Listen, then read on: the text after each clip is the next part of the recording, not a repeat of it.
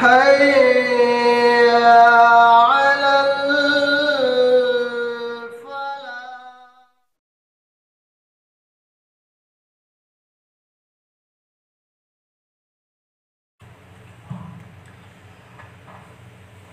الحمد لله رب العالمين والصلاة والسلام على رسوله الكريم وبعد. أعوذ بالله من الشيطان اللعين الرجيم من همزه ونفثه ونفخه. بسم الله الرحمن الرحيم. يسألونك عن الشهر الحرام قتال فيه قل قتال فيه كبير وصد عن سبيل الله وكفر به والمسجد الحرام وإخراج أهله منه أكبر عند الله والفتنة أكبر من القتل ولا يزالون يقاتلونكم حتى يردوكم عن دينكم إن استطاعوا ومن يرتد منكم عن دينه فيمت وهو كافر فأولئك حبطت أعمالهم في الدنيا والآخرة وأولئك أصحاب النار هم فيها خالدون. إن الذين آمنوا والذين هاجروا وجاهدوا في سبيل الله أولئك يرجون رحمة الله والله غفور رحيم. پچھلی آیتوں میں اللہ رب العالمین نے نفل صدقات اور خیرات کے بارے میں بیان فرمایا. اس کے بعد یہ باتیں اللہ نے بیان کی کہ مومنوں پر اللہ نے جہاد کو فرض کیا ہے. حالانکہ بظاہر اللہ کے راستے میں لڑنا جہاد کرنا یہ انسانوں پر گرا اور شاخ گزرتا ہے، لیکن اللہ نے یہ بات بیان کی کہ اسی میں مومنوں کے لیے خیر اور بھلائی ہے. اس کے بعد بیان فرمایا کہ یسألونک عن الشہر الحرام قتال فیہ، کہ یہ لوگ آپ سے حرمت والے مہینے کے اندر جنگ کرنے کے بارے میں سوال کرتے ہیں. فرمایا کہ قل قتال فیہ کبیر، آپ کہہ دیجئے کہ حرمت والے مہینوں کے اندر جنگ کرنا بڑا گناہ ہے. وصد عن سبیل اللہ، اور اللہ کے راستے سے روکنا. وکفر بہ، اور اللہ کے ساتھ کفر کرنا. والمسجد الحرام، اور مسجد حرام سے انسانوں کو مومنوں کو روکنا. وإخراج أهله منه أكبر عند الله، اور مسجد حرام سے لوگوں کو باہر نکالنا یہ اللہ رب العالمین کے پاس اور زیادہ بڑا گناہ ہے. پھر فرمایا کہ والفتنة أكبر من القتل، اور فتنہ جو ہے یہ قتل سے بھی زیادہ بڑا ہے. ولا يزالون يقاتلونكم حتى يردوكم عن دينكم إن استطاعوا، اور یہ کفار و مشرکین برابر تم سے جنگ کرتے رہیں گے یہاں تک کہ وہ تم کو تمہارے دین سے پھیر دے جہاں تک ان کی استطاعت اور طاقت ہے. پھر فرمایا کہ ومن يرتد منكم عن دينه فيمت وهو كافر فأولئك حبطت أعمالهم في الدنيا والآخرة، اور جو آدمی اپنے دین سے پھر جائے اور حالت کفر میں وہ مر جائے تو ایسے لوگوں کے دنیاوی اور اخروی اعمال تباہ اور برباد ہو جاتے ہیں. وَأُولَئِكَ أَصْحَابُ النَّارِ،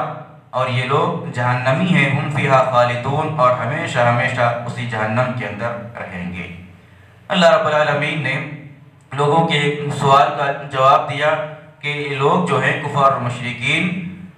شہر حرام یعنی حرمت والے مہینوں کے اندر قتل کرنے کے بارے میں، جہاد کرنے کے بارے میں یا جنگ کرنے کے بارے میں سوال کرتے ہیں. اللہ رب العالمین نے جیسا کہ ہم جانتے ہیں کہ 12 مہینوں کے اندر 4 مہینوں کو اللہ نے حرمت والے مہینے بنایا ہے، جس میں ذی القعدہ، ذی الحجہ، محرم اور رجب ہے. یہ 4 مہینے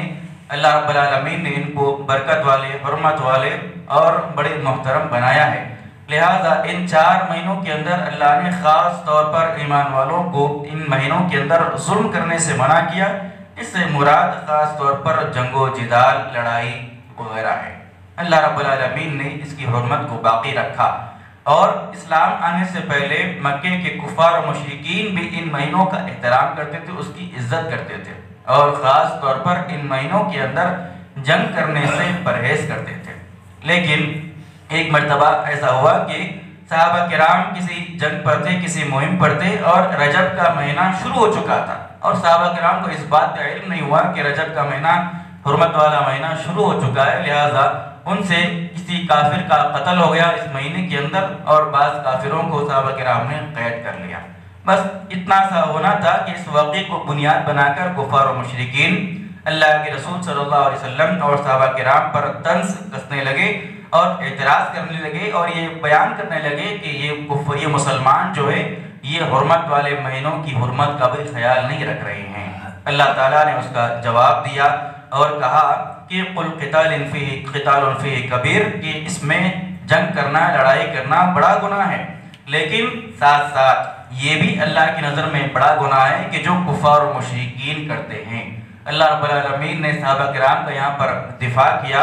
اور کفار و مشرکین کے اعتراض کا یہ جواب دیا کہ یہ کفار و مشرکین ایک قتل کو بنیاد بنا کر صحابہ کرام پر اعتراض کرتے ہیں، حالانکہ اس سے بڑے بڑے گناہ یہ کفار و مشرکین کر رہے ہیں۔ وہ بڑے بڑے گناہ کیا ہے؟ اللہ نے اس کا ذکر کیا کہ وَصَدٌّ عَنْ سَبِيلِ اللَّهِ، اللہ کے راستے سے لوگوں کو روکنا یہ بھی بہت بڑا گناہ ہے، یعنی کسی کو ایمان سے روکنے کی کوشش کرنا، کسی کو دین سے پھیرنے کی کوشش کرنا سب سے بڑا گناہ ہے، اور یہ کفار و مشرکین کرتے ہیں۔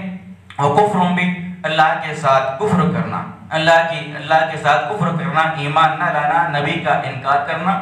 یہ بھی بڑا گناہ ہے اللہ رب العالمین کی نظر میں۔ کفار و مشرکین کفر کا ارتکاب کر رہے ہیں اور حرمت والے مہینوں کی حرمت کی دعائی دے رہے ہیں۔ پھر اللہ نے بیان کیا کہ والمسجد الحرام، لوگوں کو، مومنوں کو، مسلمانوں کو مسجد حرام سے روکنا،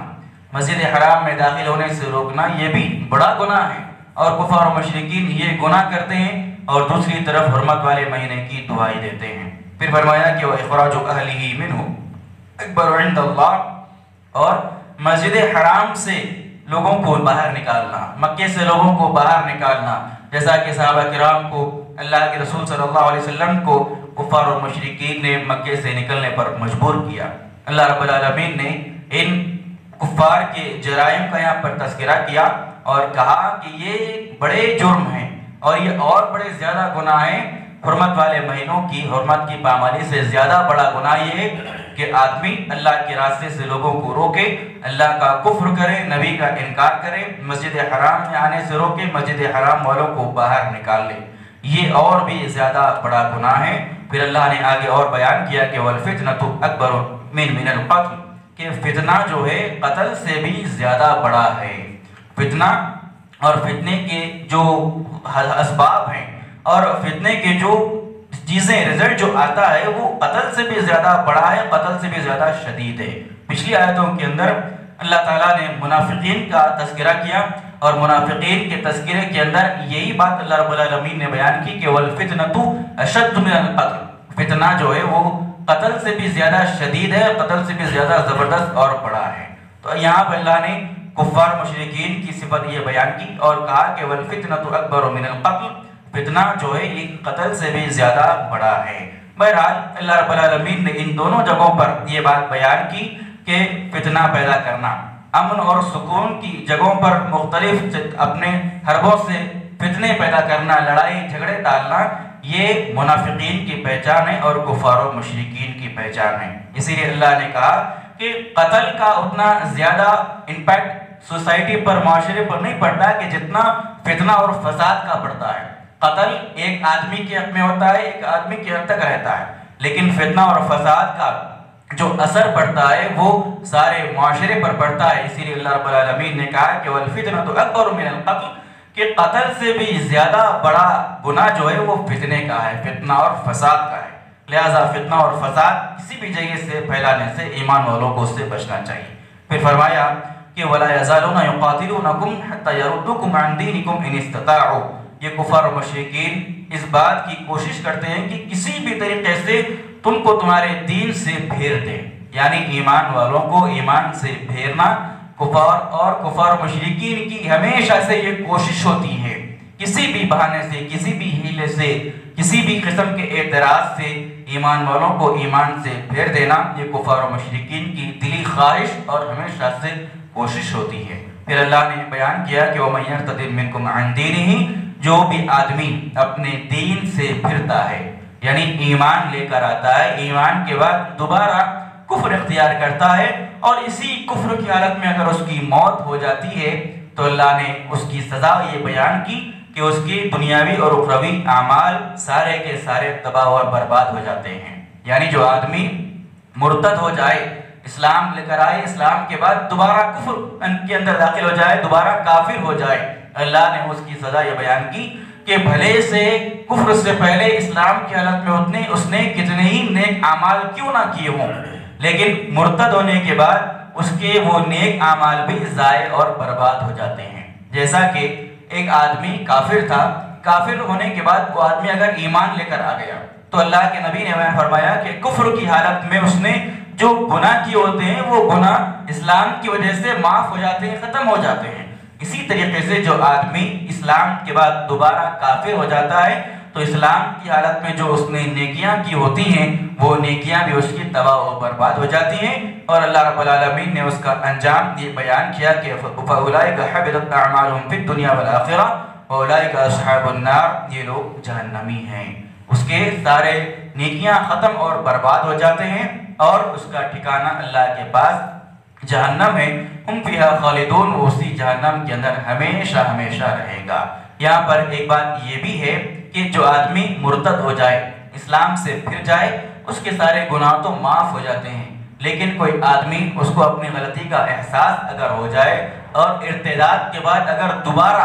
سچی توبہ کر کے اسلام کے اندر داخل ہو جائے تو پھر اللہ تعالیٰ اس کے اعمال کو ضائع اور برباد کرنے سے بچاتا ہے۔ لہٰذا اللہ نے یہ بیان کیا کہ کفار و مشرکین کی ہمیشہ سے یہ کوشش ہوتی ہے کہ وہ مومنوں کو ایمان سے پھیر دیں، ان کی دلی خواہش اور دلی تمنا ہوتی ہے کہ لوگوں کو کفر کی طرف لوٹایا جائے، اور اللہ نے یہ بھی بیان کیا کہ جو آدمی کفر کی طرف لوٹتا ہے تو اس کا نقصان اسی کو ہوتا ہے، کسی چیز کو، اسلام کو، مسلمانوں کو اس کا کوئی نقصان نہیں پہنچتا۔ جو آدمی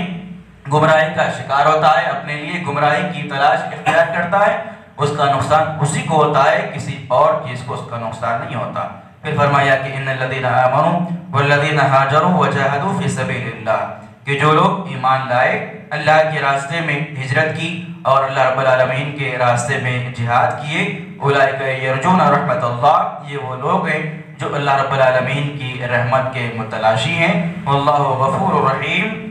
اور اللہ رب العالمین معاف کرنے والا، رحم کرنے والا ہے۔ کفار و مشرکین کی صفات کے بعد اللہ نے مومنوں کی صفات بیان کی کہ ایمان والوں کی پہچان، ایمان والوں کی صفت یہ ہوتی ہے کہ وہ اللہ کی ذات پر مکمل یقین اور ایمان رکھتے ہیں اور ضرورت پڑنے پر اللہ کے راستے میں ہجرت بھی کرتے ہیں، یعنی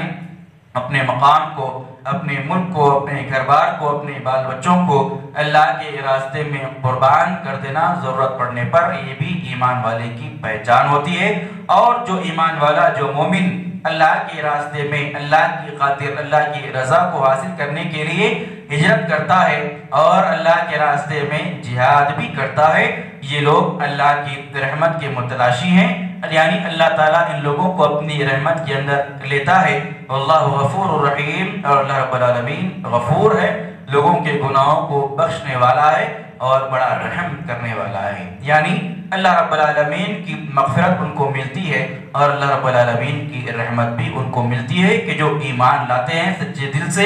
اللہ کے راستے میں ہجرت کرتے ہیں اور اللہ رب العالمین کے راستے میں ضرورت پر جہاد بھی کرتے ہیں۔ اللہ رب العالمین سے دعا ہے رب العالمین ہم تمام کو قرآن مجید کی ان آیات کو پڑھنے، سیکھنے، سمجھنے، اس پر عمل کی توفیق عطا فرمائیں، آمین۔ سبحانک اللہم بحمدک، اشہد ان لا الہ الا انت، استغفرک و اتوب الیک۔